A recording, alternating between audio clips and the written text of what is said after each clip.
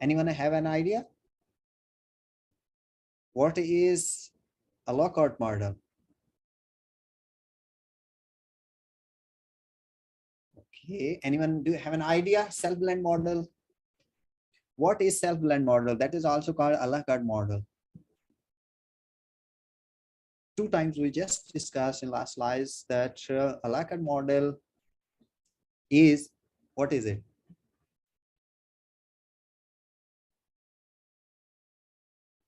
For those who are working, like teaching in class, the courses and sending different activities through WhatsApp of the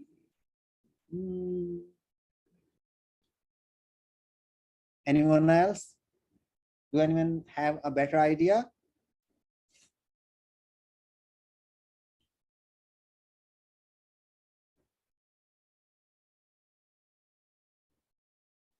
Online materials. Okay, fine. Anyone else, please?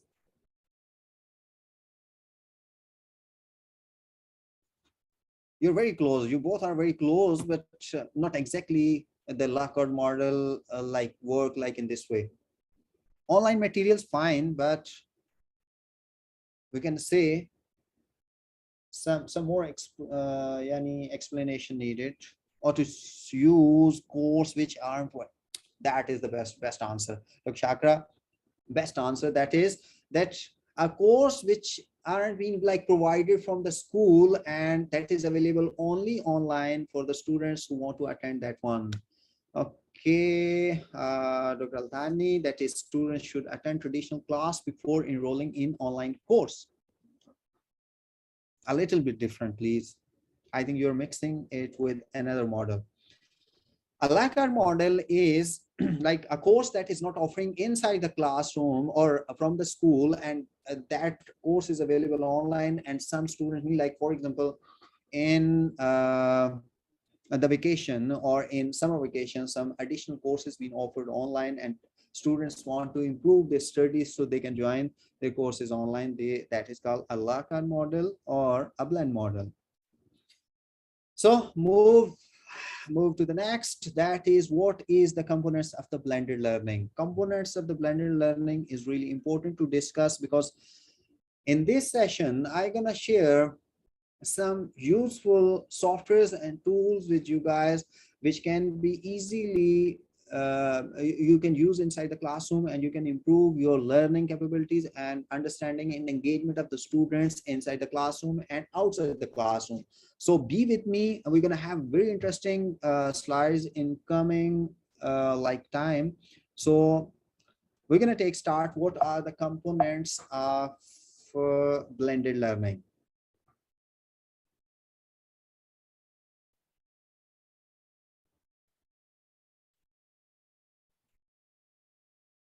Ouch. That's it. There are multiple components on the screen. You can see that is a launch hook, introducing new content or skills, formative assessment and checks for understanding, active processing with peers, and authentic learning experience. So we're going to discuss one by one with that one. First, we're going to have a look on launch and hook. What does it mean? To foster students' investment in a unit, capture their attention from the start. Potential hooks include introducing what kind of introduction? Like you have to introduce novelty, a connection, a puzzle or challenge, or a chance for students to make predictions. And how you can do it, this type of hook in the face-to-face, make a connection between students and content.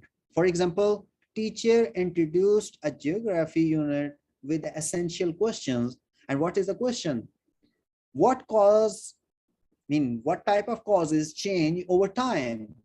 And student answers about themselves, their families, and their communities launched an investigations of the same question regarding geographical change.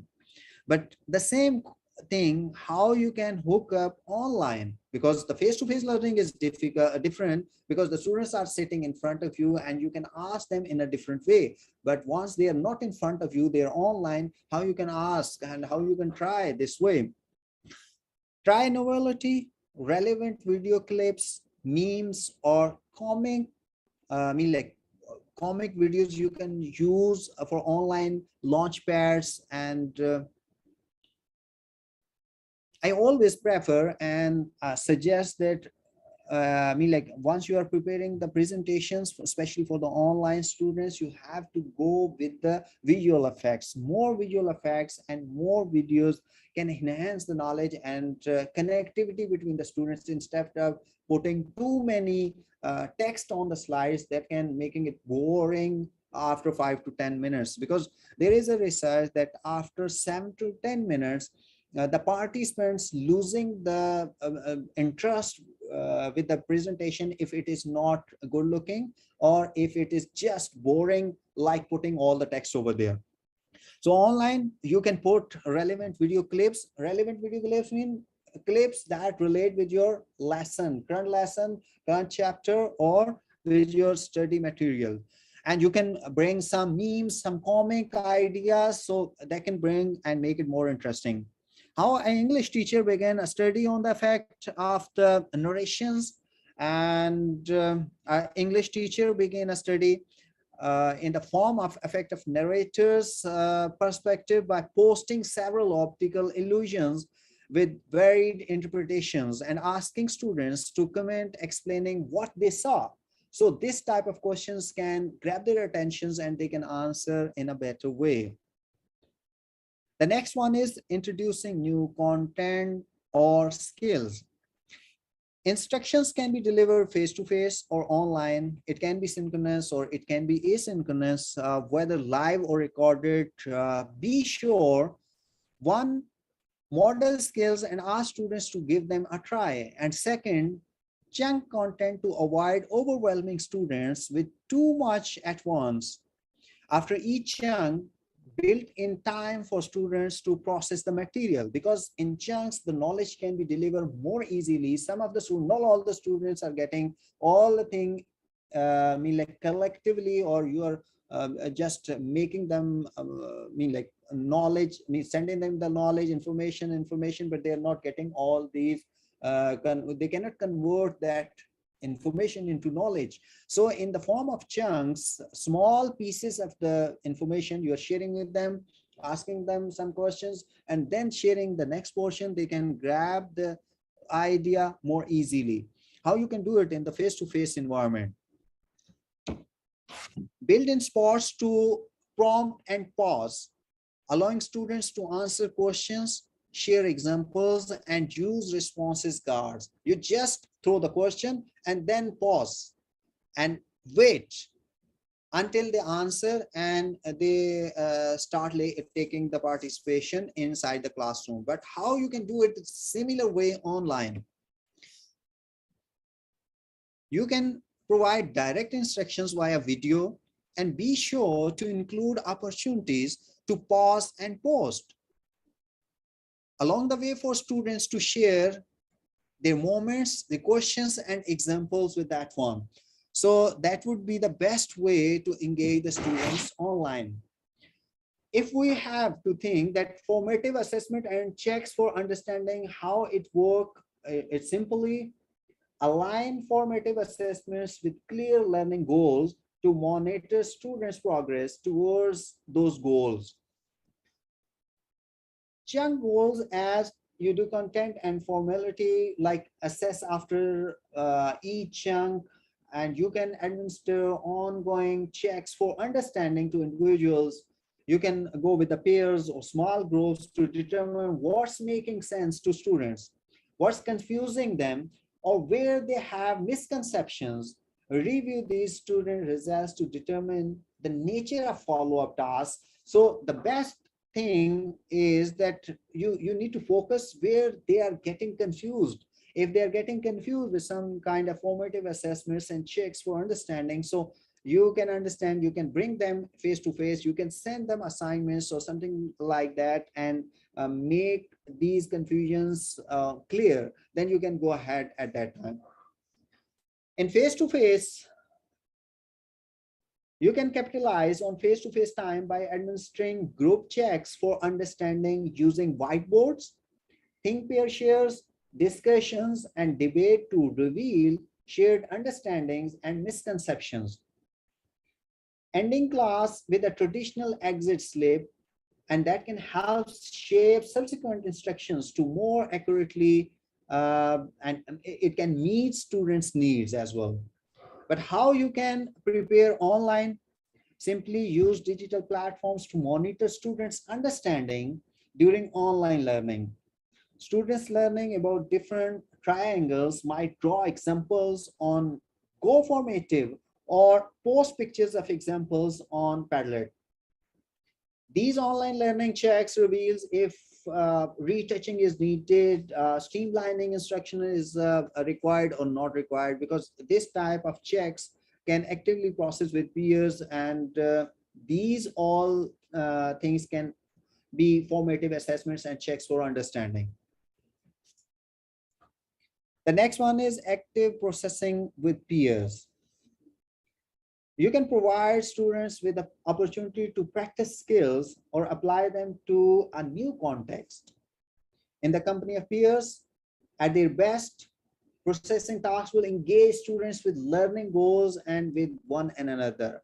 And again, we're going to discuss that how we can do it in the face-to-face. Simply, students can collaborate in traditional small groups or via individual devices using Google Docs or slides. These forums also allows groups to present their work to the full class by sharing links or projecting products on the classroom screen.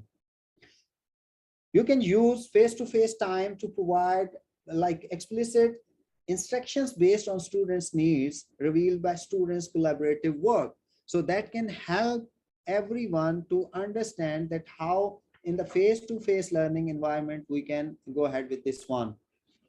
But once it turn it on online, you can engage students in meaningful online interactions with peers through discussion posts in your school's learning management system. Like in our Blackboard, we do have the discussion board over there. You can create the discussion topic for the students. Even you can divide into the groups and you can give them the different discussion topics. You can engage them online via these type of platforms.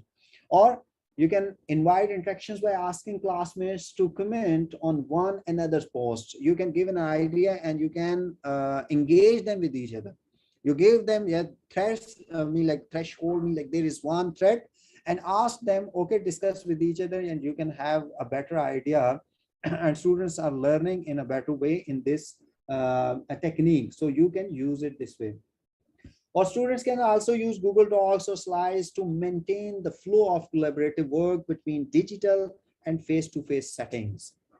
That's all components we discussed till now, 4 components that are very important: hook or launch, how you can hook the students, how you can introduce the new content or skills, how you can go ahead with assessment and checks, and how actively processing with the peers, how they can actively collaborate with each other. Now, the last component going to be discussed over here, that is authentic learning experience. It's important to provide motivating tasks that invite students into learning.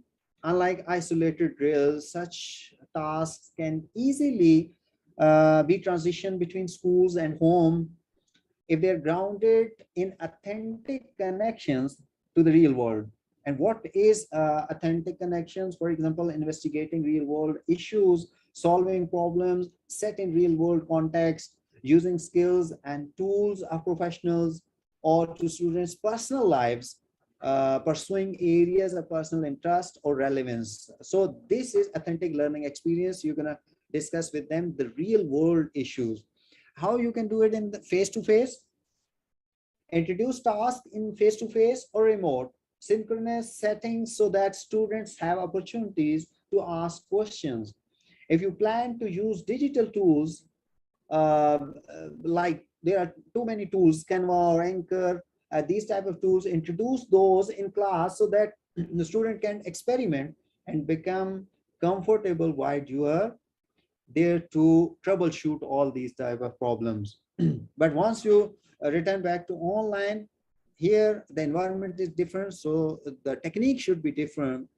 And continuing work online is most successful when students have access to their colleagues, their co-fellows for collaboration through Google Docs or chats or many other platforms. You can like interact them with the for the discussion, and they can have a place to post questions that surface during work. And you can take advantage of flexible online learning experiences by scheduling opportunities for students to interact with mentors. If you have the interaction with the mentor, with the teachers, you can ask the question over there, you can get back the results at that time.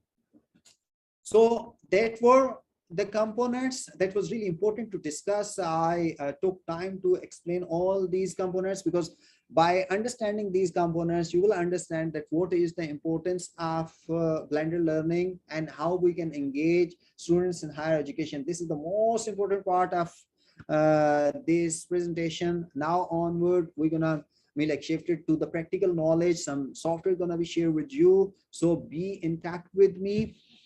Here we're going to discuss about strategies to engage students. This is the main topic of our presentation, that how you can engage them in the blended learning. But why we took some time to make you understand what is blended learning, because now you are ready to understand that blended learning is not just an option. This is important for our future generation, and especially for the education system. The one who is away from the technology, they are going to be away from the practical fields. Now the teacher who do not want to learn the new techniques, who are still weak with the like interaction of the computer, and they're afraid to interact with the technology, they cannot go ahead, they can stop, they cannot learn, they cannot engage with the digital natives, because we have like we are interacting with the digital natives. And being a digital migrant, we need to work hard to understand the digital technologies. And every day we are interacting with the technology from morning till night. We do have our smartphones with us. So for the learning purpose, we do need to engage these devices with the students to bring some good results. So how you can engage it? There are multiple ways to engage students. You can go ahead with the usage of interactive softwares to engage the students, different type of softwares, which I'm gonna share with you, that what type of softwares and how you can use them inside the classroom. Visual and storytelling content. This is what I just discussed a couple of slides earlier, that instead of putting too many like text on your presentation, you have to go with some PNGs, some visual effects, some picture, some small videos that can tell the story of your content. So that can be, and there is a research that, for example, if you listen something, if you read something, for example, you can like your memory can be wash out 75% of the data, but if you're listening something, might possible 50% of the data can be removed. But if you are watching something, if you're viewing something, there is some visual effects and there is a storytelling content, then 75 to 80% data would remain after the session as well. So use the visuals in your presentations to make it more interactive. The next one is use automation LMS to monitor progress and communication with the students. You're already using this part, so no need to discuss in detail, because Blackboard is the platform which is we are using from long time, and that is a best example for the LMS to monitor. But there is a one clip I will share with you how it is impactful for engagement of the student.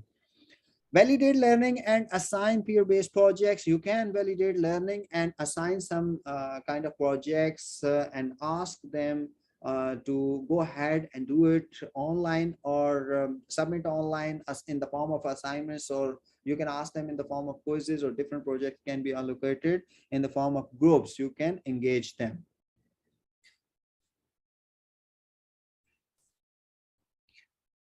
So here we are, blended learning tools for effective trainings. We do have a blended learning tools. What kind of tools we do have? The best tool is that educational games. You can have educational games, and how you can go ahead with these type of blended learning tools for effective implementation.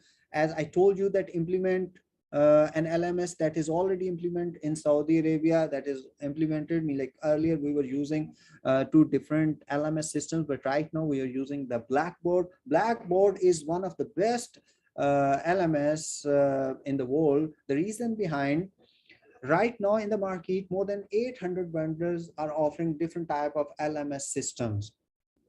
In Middle East, almost 96% universities are using the Blackboard. Blackboard do have a very user-friendly environment and interface. Once you log in, if you have a little idea about the computer and little knowledge of understanding with the computer, you can easily use all these components inside the Blackboard. Earlier, we do have different that was two different LMS we were using over there, but they were little bit difficult, their infrastructure and environment, but Blackboard is best for this one. And educational games, you can go ahead with this one. As I told you, that educational games are a great way to consolidate and reinforce all the knowledge you have given your students during a training or in a classroom. In educational games, the students are often divided into teams that play against each other. And every member uses his/her mobile device, where there is a journal screen with directions and results updated in real time. In our experience, this is one of the best type of blended learning apps, and educational games are the go-to solution for the audience, because participants become so interested, they don't want to leave the class. And these type of educational games are like, there are too many frequent asked questions, cards, interactive posters, etc. There are too many different type of games that are available inside the classroom, and you can engage them, and you can have educational game related to your topics. Digital badges, this is another, we do have a little details in coming slide. You can award them different type of badges. These can be virtual badges, online badges available if someone in like one of the group, if you provided them different type of projects, and one of the group did it very well, you can assign them some badges. So there is a competition between the classmates, so they can try their best to become on front to get the digital badges.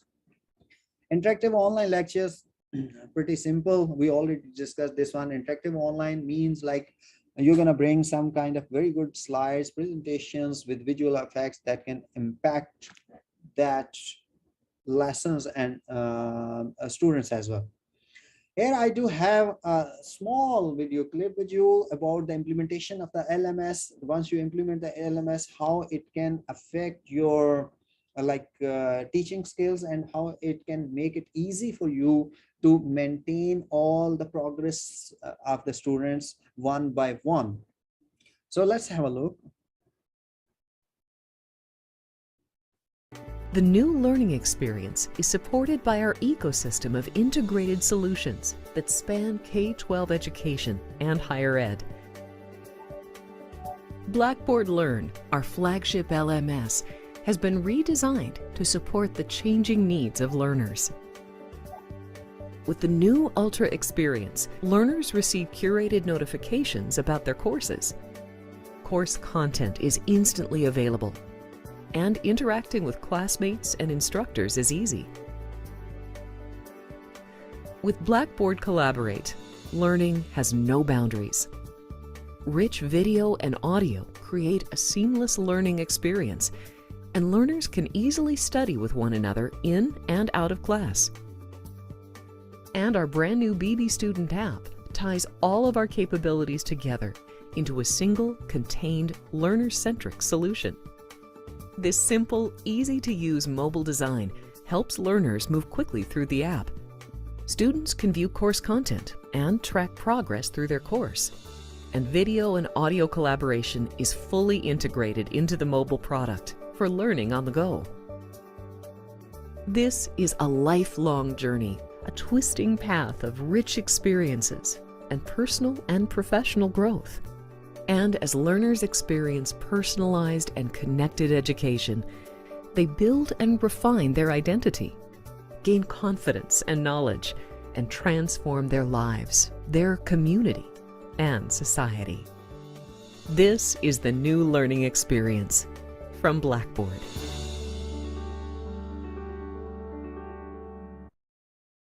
That was that how it is make it easy for you guys, and we already using this Blackboard, so no need to discuss more in detail. You already have an idea. Let's have a look about the educational games. We already discussed that interactivity, gamifications, and equipments, and educationists, and these type of things can be done by educational games. We already discussed in detail for this slides and previous slides, so no need to stay over here for longer time, because you know that this is a psychologically that if you put something in the form of game, it can increase the interest of staying over there. For example, there is I think so during the pandemic there was one of the game was really much popular on the Facebook, that was Ludo. And people were sitting in their home in different locations, and they connected using the Facebook, and they were playing over there, and hours they are playing over there, and they don't feel that it's getting late. So educational games like this, if you are putting the educational games in your content, it means you are engaging the students, the digital natives, and you can inviting them for the interest of the studies over there. Digital badges, similarly, digital badges in education help educators appreciate students for what they have accomplished. These accomplishments can be linked to everything, including learning positive behavior, effort, skills, and etc. It's again psychologically affect the student's mind that if they are getting, even not in the form of money, in the form of digital badges, certificates, or something like that, it means you are encouraging them to participate in the activities of the education.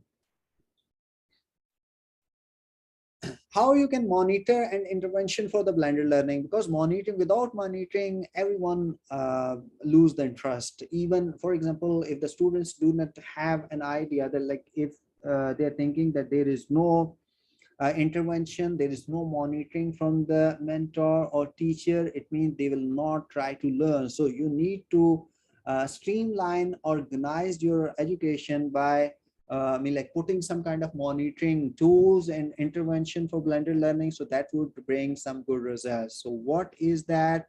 Just have a look about this video clip.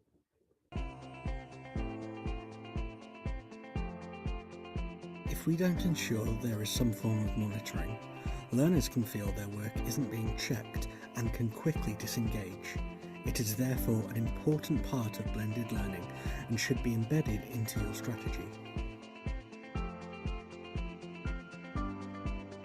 Some suggestions to assist the monitoring of blended learning could include monitoring of student work to take place on at least a weekly basis to allow for timely intervention.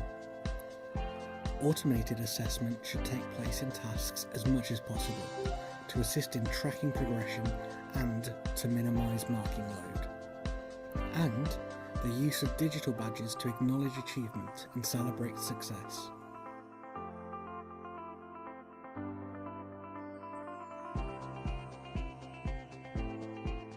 There are ways in which you can re-engage learners if you see them start to disengage. Here are some useful intervention tips. Use effective tools to help identify when a learner is losing engagement. Ascertain which aspect of the learning they are struggling with. Some may be disengaging due to practical reasons, such as issues with technology, or not able to join at a particular time due to other commitments. The need to be aware and opportunity to be flexible is imperative.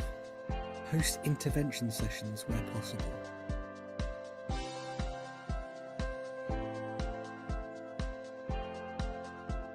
You could also try offering an anonymous space online, such as a Padlet wall, where learners can note down which areas. So here, what you can do it with the feedback, you can go ahead with the user feedback. You can send them assessment like the assignment, the form of assignments or quizzes and learning plans. You're going to share with them, sharing learning. So all these checks and balancing and monitoring can make it more effective, your online learning or blended learning. I would like more support in. Offering alternative assessment opportunities to give all learners the chance to demonstrate knowledge in a way that best suits them. Developing learning plans in conjunction with the learner to set short, achievable goals. Sharing successful intervention strategies with wider teaching teams.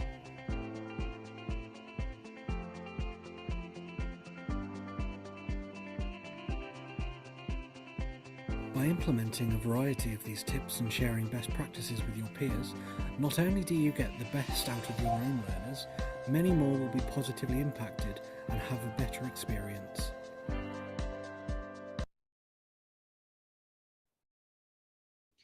So how we can go ahead with interactive online lecture tools? What kind of interactive tools we do have it? Let's have a look about these interactive tools.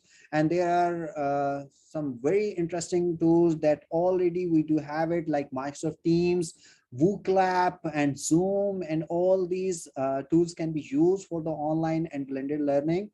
And I want to tell you that here Microsoft Teams is licensed version available for the students, for the staff members as well, I think so here. And some other free softwares that also available. Let's have a look. How to use different tools to make your lecture more interactive.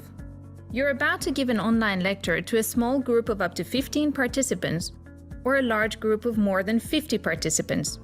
Are you wondering what tools to use, how to use them, and how to optimize the use of these tools to gain the best outcome in terms of interaction in class?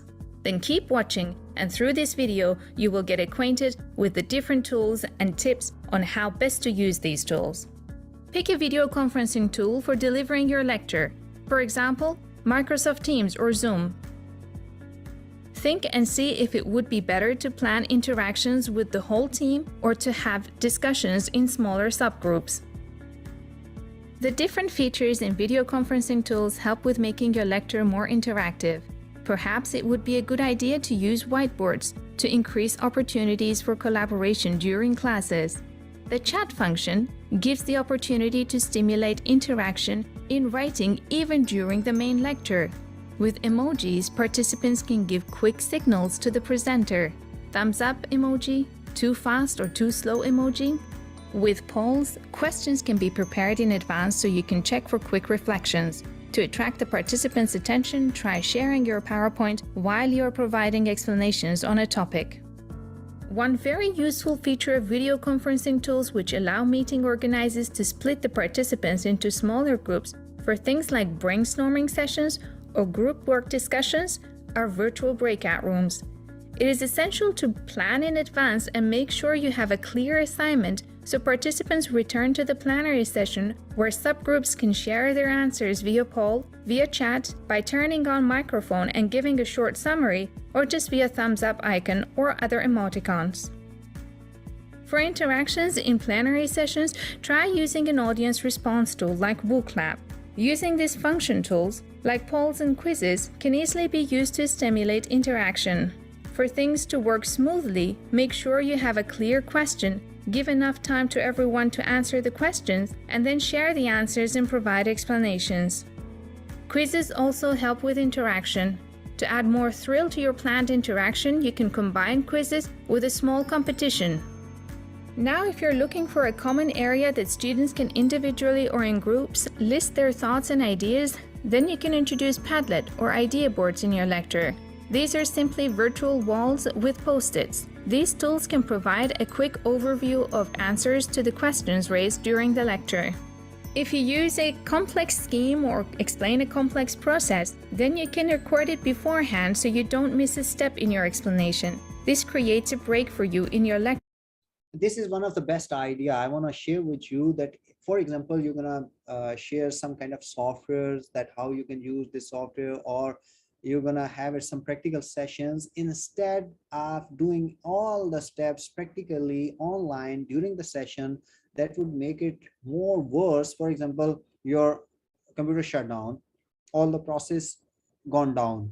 For example, there is some kind of problem with the login issues or something like that, you can stuck over there. So I would suggest that you have to record all these steps well before in time, well before in classroom, and this video clip without the voiceover, you just share with them and explain them. Okay, you have to receive this page, you need to enter your user ID and password, and then hit the login button, and you would be login over here, and you would have this kind of environment over there. So if you need a smooth lecture in your classroom, do not go ahead with the practical sessions in front of the students or in front of the audience. At that time, it's better you have to record it earlier, and you can just explain over there. That would have more better impact, I believe.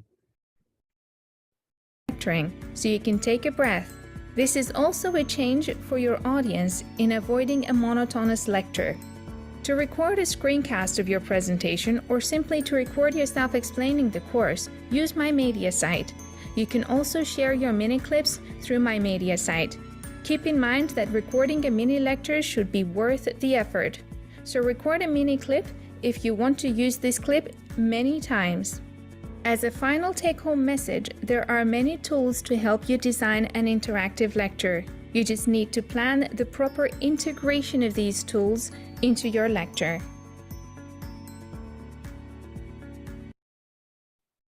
So there is one more benefit for the recording of the practical sessions or any software you want to share with the students over there. For example, you have recorded all the steps one time at home, and you do have 10 sessions over there. You do not need to worry about that, okay, I do not have the internet inside the classrooms. How can I go ahead for the login screens, and I'm not receiving some kind of like authentication code over there. So you have 10 sessions, you have recorded video with you, you can explain very easily in all the sessions. Create interactive environment as educators in classroom. How you can create the interactive environment? Let's have a look with this one. Yes, now I'm gonna share with you two very advanced level web-based environment which can give you an idea, and you can use them inside the classroom with your students. But for example, your students do have the smart devices, or you are inside the computer lab, and you can engage them with you by using some kind of environment, online environment, and they can be interactive, and at the same time you're asking some questions, and you're collecting the data from the students via using some specific links, so they can be engaged. The first one is Mentimeter.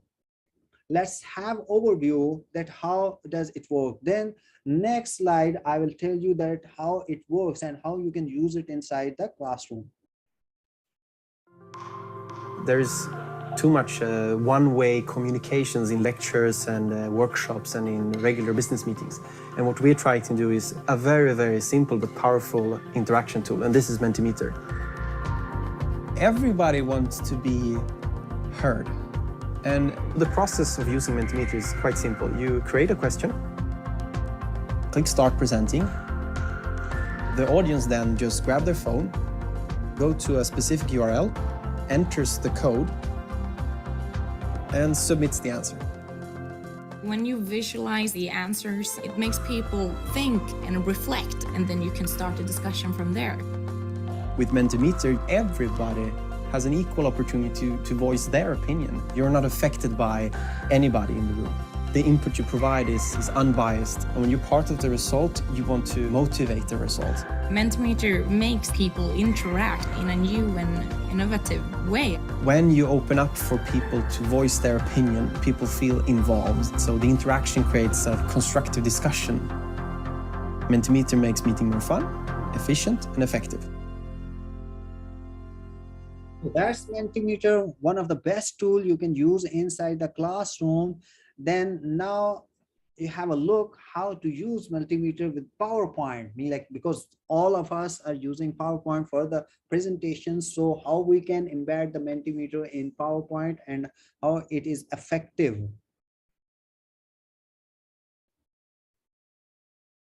Yes, Dr. Rima, please share the link for registration. Registration is still open. And I would like to remind you all guys that without registration, you would not be able to receive the e-certificate. So if you need a certificate, you need to get registered. And the second most important part, that you have to rename your name in the list of the session. Now, right now, you just go in front of your name. There are 3 dots, click on that one, rename, and front of your name, you have to put the employee ID. So I can easily search out and allocate the e-certificate for you, for all of you. But registration is mandatory. So we're going to share the link for registration for you, and you have to get registered for this session. Okay, let's have a look how to use Mentimeter with PowerPoint. Now, there are a couple of ways in which you can use Mentimeter together with PowerPoint, but what a lot of people don't know is you can create long and beautiful presentations directly in Mentimeter.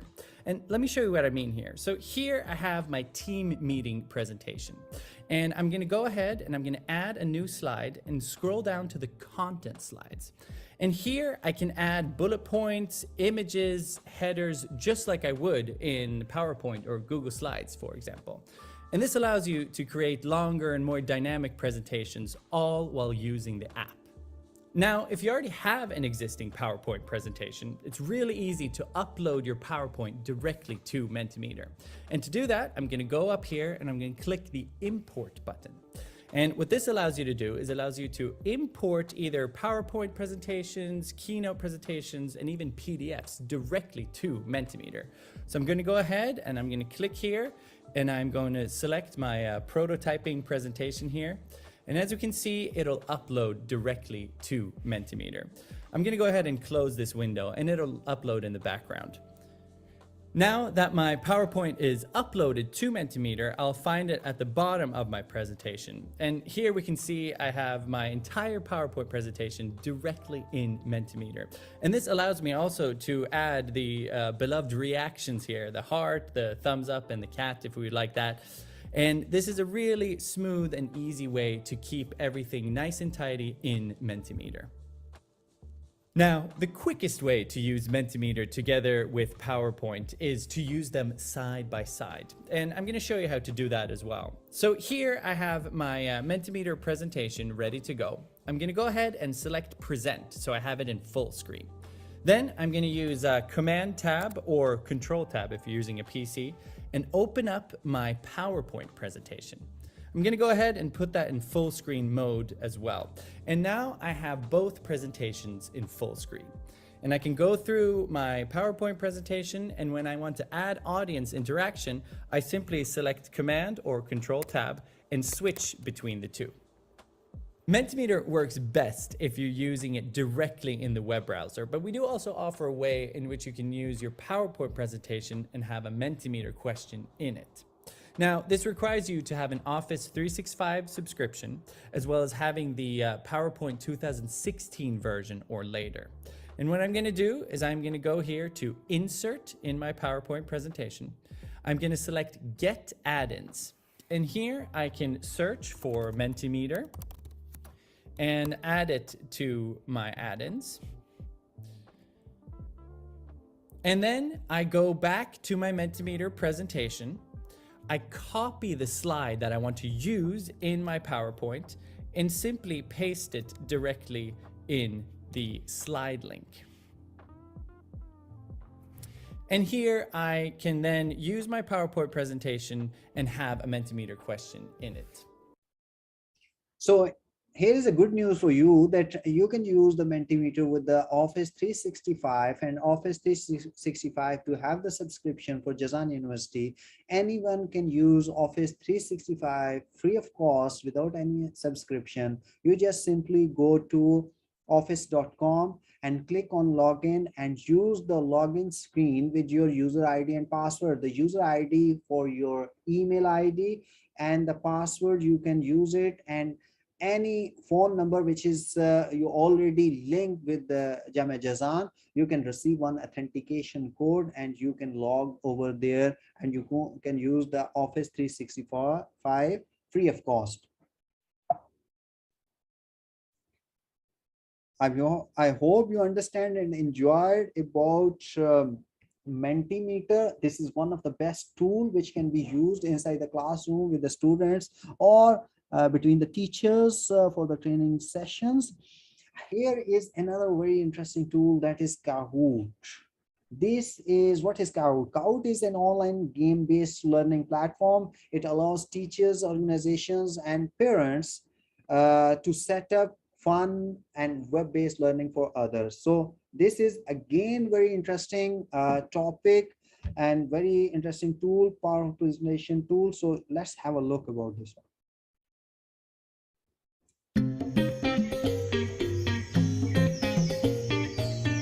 Hi there, I'm Evelyn, and today I'll show you how you can create and deliver an interactive presentation everyone will enjoy, remember, and learn from. Did you know that even when a topic is found interesting, the average person can only focus on a presentation for 7 to 10 minutes at most? How can you ensure your audience will connect with your presentation? Firstly, make your audience the focus of your presentation, and by that we mean interaction. Involve your audience throughout your entire presentation, not just with the Q&A at the very end. Also, make sure your audience remembers the key content you want them to, which is where reinforcement quiz questions come in. Let's explore exactly how you can create a great presentation with Kahoot. Log into your Kahoot account and click Create. You can import an entire deck of slides into Kahoot. Click Import Slides and follow the instructions. We support PowerPoint, Keynote, and PDF. Remember, you can also export Google Slides as a PDF. Make sure you're happy with your slides before you import them. Once uploaded, you can move your slides around or delete some of them, but you won't be able to edit the content in them directly. Add interaction questions in between slides, for example polls or word clouds, to give your audience a voice and do a pulse check. You can add these in at any point during your presentation. Next, reinforce your key points with quiz questions at the end of a section of your presentation, as well as at the very end. That way, you'll know which content sticks and if you've communicated it well. After your presentation, review the data on the question responses to understand if you successfully landed your key points. Make sure you adapt your presentation content and style accordingly for next time. Now let's go over some top tips and best practices for making your presentation super engaging and memorable. Half as long is twice as good. Prioritize your content by identifying 3 to 5 key things you want your audience to take away, and make sure no more than 50% of your presentation is made up out of slides.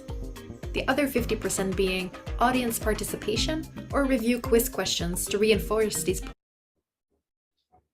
Do you understand that why I always asking you to participate, to be interactive? Because the research says that only 50% is the presentation, and the rest of the 50% of the session should be the participation from the participants. But when we ask questions or we try to engage you guys, like 1 or 2 participants are over there who are answering, but none of others are taking interest. Believe me, by interacting with the trainer, you can have more ideas and you can generate more ideas by asking some questions or like making it more interactive. So when it's a request that when I ask you something, at least try to answer. If you don't know, doesn't matter. We are not trying to force you to learn something forcefully, but at least try to participate. Take advantage of YouTube videos to bring your content to life, but add relevant clips. You don't have to include the entire video. For the best experience, get participants to join the presentation via the Kahoot app. If not, they should disable the screensaver mode on their devices so they don't lose connection throughout. When hosting a presentation, spend no more than 60 seconds on each slide to keep engagement high. Take advantage of real-time feedback. Use polls and word clouds to deliver a continuous Q&A throughout your presentation. Another very good idea about the presentations that do not stick with your one slide for more than 60 seconds. So idea is create more slides stay less on the slide, and you can have more engagement with the students over there. Not just at the end. If you want to assign your presentation as a self-paced challenge, so the audience goes through it on their own device in their own time, make sure to add more slides to give context. You won't be there to give the explanations live. As a presenter, there's no better feedback to understand in real time how much your audience has taken your key content on board, and you can make every meeting a huge success. And that's how you can deliver interactive presentations.